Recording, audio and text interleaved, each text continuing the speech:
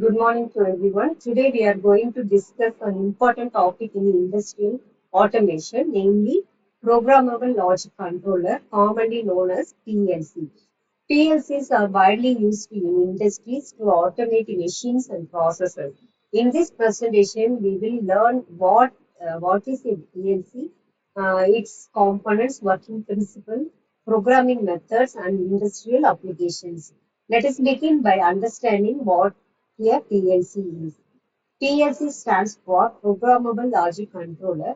It is a special type of industrial digital computer designed to control machines and our industrial processes automatically. Unlike ordinary computers, PLCs are designed to work in harsh industrial environments where they may be dust, vibration, noise, heat, and moisture. The main function of a PLC is to receive signals from sensors or switches, process the information according to a program, and then control output devices such as motors, valves, lamps, and relays. PLCs are widely used in many industries such as manufacturing industries, power plants, conveyor belt systems, and water treatment plants. Because of their reliability and flexibility, PLCs have largely replaced traditional relay-based control systems. Now let us discuss why PLCs are preferred in industries. The first advantage is high reliability. PLCs are designed to operate continuously for long periods without failure. The second advantage is easy programming. PLC programs can be modified easily without changing physical wiring. Another advantage is fast operation.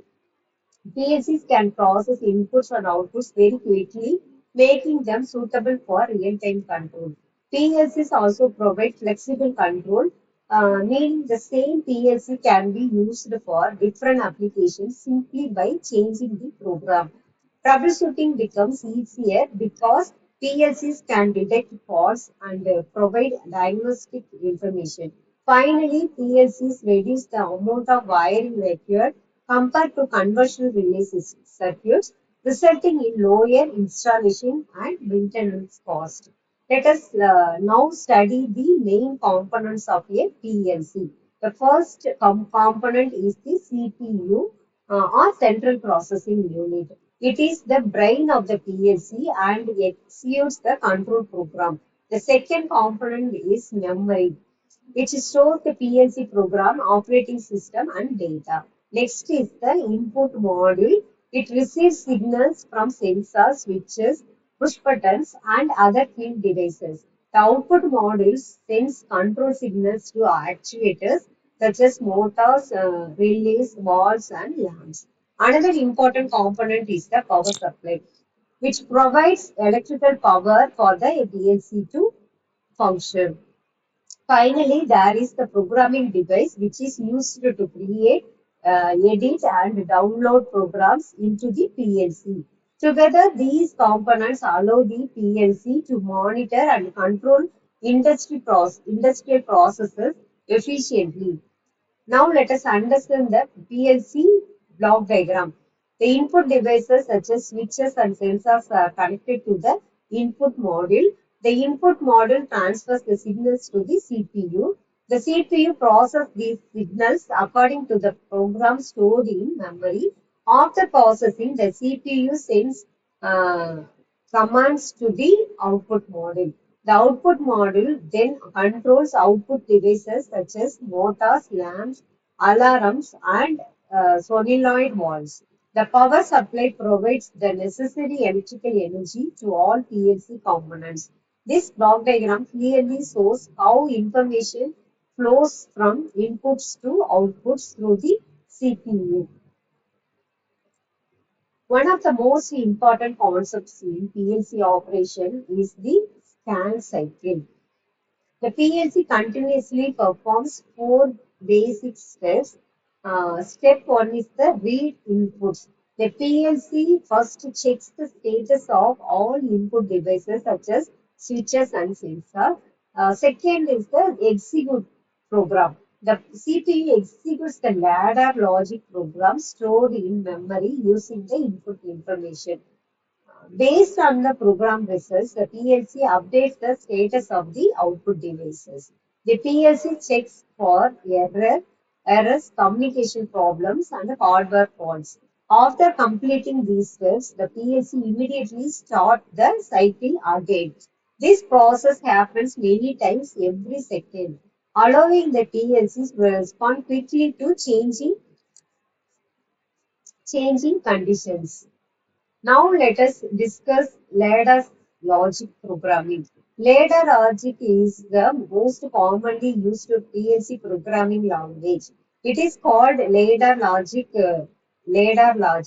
because its structure resembles a ladder with two vertical rails and several horizontal rungs. One major advantage is that it looks very similar to traditional relay control circuits. Because of this, electricians and maintenance engineers can easily understand it. Some basic elements used in ladder logic are contacts represent input conditions such as switches and filters. Coil represents the output devices such as relays and motors. Timers introduce delays into the control process. Counters count the number of events or operations. Ladder logic is simple, visual, and widely used in industrial automation. Let us look at a simple ladder logic example for motor control.